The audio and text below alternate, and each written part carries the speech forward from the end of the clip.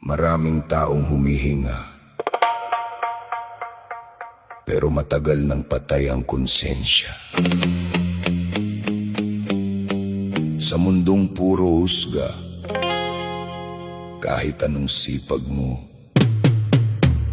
kapag mahina ka, lulunurin ka nila. Ngayon pakinggan nyo ang kwento ng taong mag-isang lumalaban.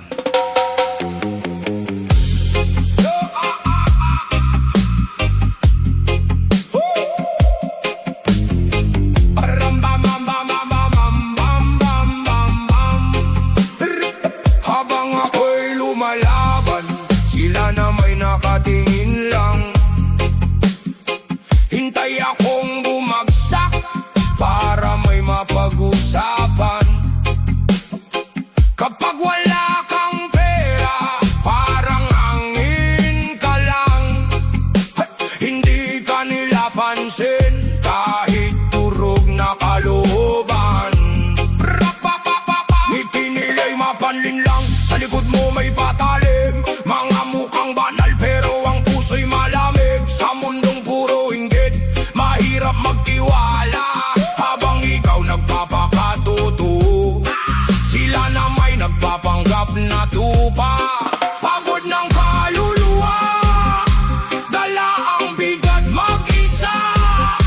Humingiti sa umaga, pero gabi-gabi wasak na. Patay ang konsensya, pero buhay pa katawan. Mga matang mapanghusga, walang alam sa nararamdaman. Hinihila pababa kapag pangat ka na. Walang bilib sa'yo hanggang makita nilang umaangat ka. Hindi lahat ng walang diploma, walang pangarap sa buhay. Mas nakakatakot pa minsan ang edukadong mandaraya. Maraming nagmamalinis pero bulok ang pagkatao. Sa harap mo mabait, pagtalikod mo demonyo. Buhay pa silang lahat, pero kaluluwa sinusunog. Nalulunod sa kasakiman, habang kapwa nilulubog. Ako na may tahimik lang, pero hindi ibig sabihin bulag. Nakikita ko lahat kahit hindi ako nagsasalita.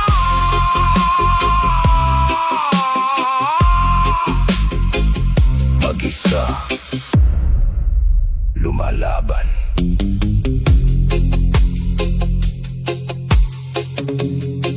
Hindi lahat ng tahimik mahina. Patay ang konsensya, pero lakas humusga. Mga pusong nalunod sa galit at kasakiman. Tahimik man ako, hindi ibig sabihin talunan. Sa mundong puro pekeng tao, pipiliin kong maging totoo hanggang huli.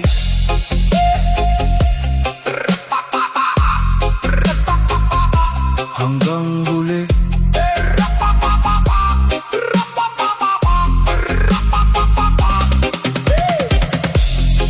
Sa mundong ito, kapag mabait ka, akala nila mahina ka. Pero tandaan nyo, ang taong tahimik,